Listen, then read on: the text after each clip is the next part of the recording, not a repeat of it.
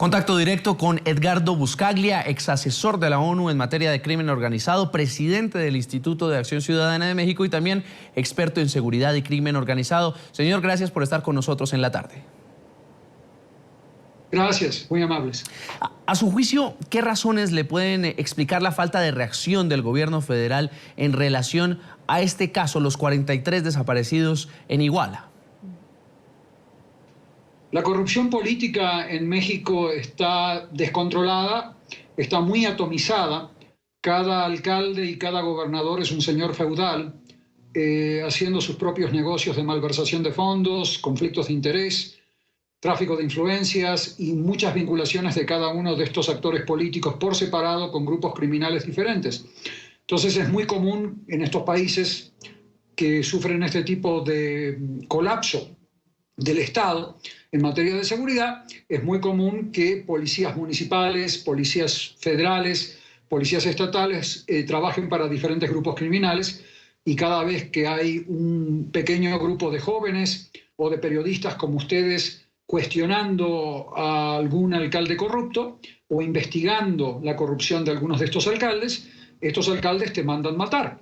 Por eso han muerto tantos periodistas en México, por eso han sido asesinados tantas personas en México, y lo de Iguala es una tragedia en una línea muy, muy larga de años en donde se ha venido asesinando a miles de personas y en donde han desaparecido decenas de miles de personas. O sea que tenemos muchas fosas comunes por delante todavía, lamentablemente.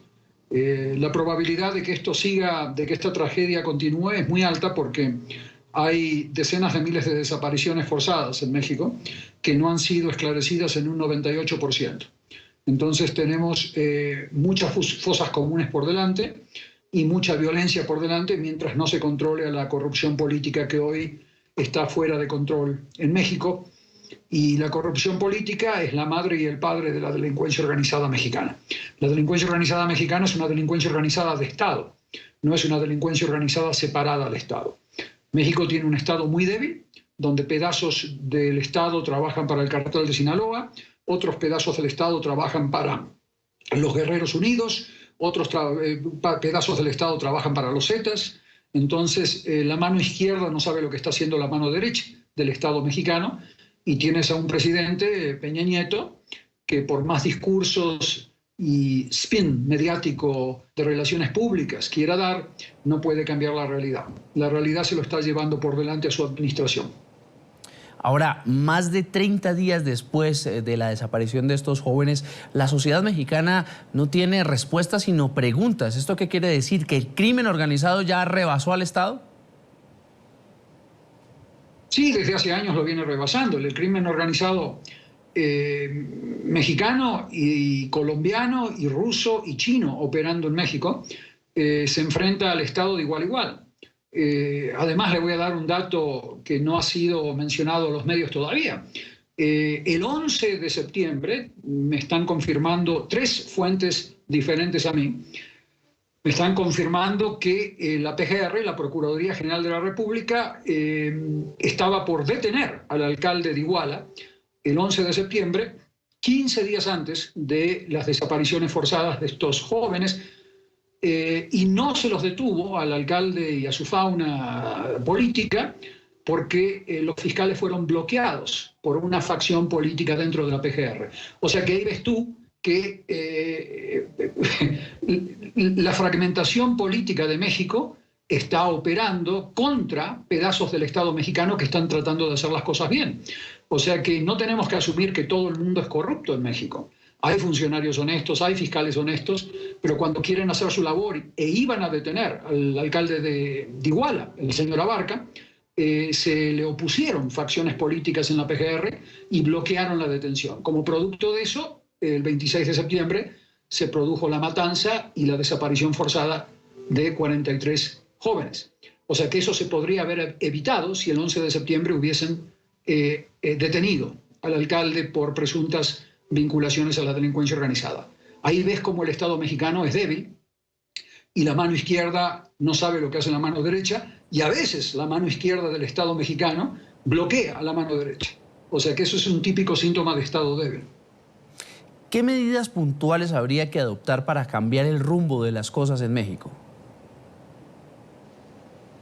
Mira, en un libro que acabo de publicar muy rápido, que se titula Vacíos de Poder, publicado por Random House, en español, ahí establezco 26 políticas públicas que hoy son vacíos de Estado en México, 26 medidas de políticas públicas que hoy no existen. Por ejemplo, la ley electoral tiene que ser reformada. ¿Por qué? Porque hoy las listas de precandidatos a las elecciones primarias son determinadas por 2 o 3 caciques en cada partido, y la delincuencia organizada le resulta muy fácil capturar a uno de esos caciques para colocar a sus candidatos en las listas de precandidaturas que después van a elecciones. O sea que las listas de candidatos a elecciones está plagada de desconocidos que son miembros de grupos criminales, debido a que la ley electoral permite la elaboración de listas cerradas que solamente son determinadas por caciques de los partidos y no por el voto popular. Entonces, una medida como esa ya le rompería un canal, le bloquearía un canal de captura del Estado a la delincuencia organizada. Tienes 26 medidas más que yo menciono ahí en mi obra, en el último capítulo de este libro que se titula Vacíos de Poder, y ahí el gobierno mexicano tiene toda una lista de vacíos de Estado que tienen que rellenar. Lamentablemente, en el mal llamado Pacto por México, que el presidente Peña Nieto ha sido galardonado internacionalmente por la cantidad de negocios a oligopolios internacionales que les ha promovido, lamentablemente en ese pacto no hay ningún tipo de política pública de seguridad que se haya pactado dentro de esas 26 medidas que yo menciono. Señor Buscaglia, en diálogo con un medio de comunicación en Alemania, con la Deutsche Welle, usted afirmó que en México existe un pacto de impunidad. ¿En qué consiste esto? Se lo voy a hacer muy fácil a su audiencia.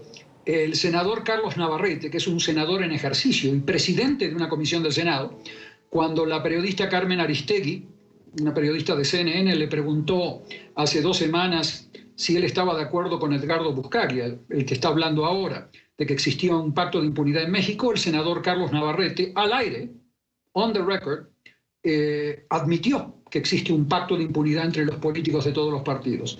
Yo les recomiendo a ustedes que tengan acceso a ese audio y van a encontrarse con que un senador de la Nación admite que hay un pacto de impunidad corrupto en México, que él aclaró que no está firmado en un papel. Entonces es muy fácil para mí ya explicar y justificar de que existe un pacto de impunidad en donde los políticos se protegen los unos a los otros, y cuando tú detienes a un alcalde con vínculos ya notorios a la delincuencia organizada, nunca vas a ver que los políticos federales que lo apoyaron y que le habían prometido que iba a ser diputado federal el año que viene, nunca vas a ver que las acusaciones penales les van a llegar a los políticos federales patrimonialmente vinculados al alcalde de Abarca. Entonces, ese pacto de impunidad está impidiendo combatir contra la delincuencia organizada, porque la delincuencia organizada, como te decía antes, tiene como madre y padre a la corrupción política mexicana.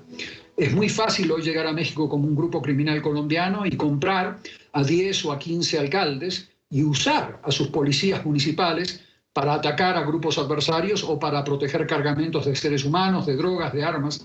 Por lo tanto, el Estado mexicano, pedazos del Estado mexicano, forman parte de la delincuencia organizada. Hasta que no comiencen a limpiar al Estado, como comenzó a hacer Colombia en la década pasada, no vas a poder comenzar a ver el principio del fin de esta pesadilla horrible que vive este país. Entonces, ¿cree usted que el Estado mexicano está secuestrado por la mafia? ¿Cómo podría rescatarse? Colombia e Italia muestran que se puede comenzar a limpiar al Estado a través de impulsar causas penales por tráfico de influencias, conflictos de interés, malversación de fondos, vinculación a grupos criminales, siempre y cuando exista, por un lado, una presión internacional enorme como la que existía contra Colombia, cuando la ONU, la OEA presionaban a Colombia cuando aparecían fosas comunes de campesinos, por doquier, en los años 90, ustedes recordarán, la década pasada, y a la vez tiene que haber una presión de abajo hacia arriba de la sociedad civil mexicana con propuestas claras, tomando las calles pacíficamente, rodeando a los congresos, no bloqueando a las avenidas, a las calles, sino tomando los congresos con propuestas claras, como fue la sociedad civil colombiana e italiana en su momento en los años 90. Entonces eso todavía no ha comenzado, no existe hoy presión ni de arriba hacia abajo, internacional, ni de abajo hacia arriba de la sociedad civil.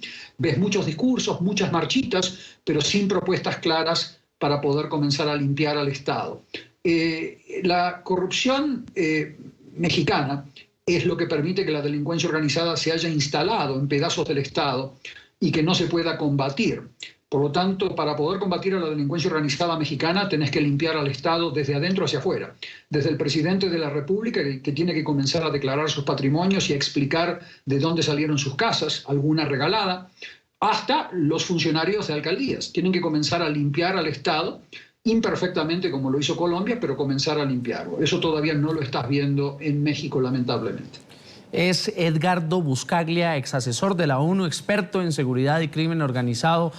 Gracias por acompañarnos estos minutos para la tarde fin de semana. Felicidades, hasta pronto.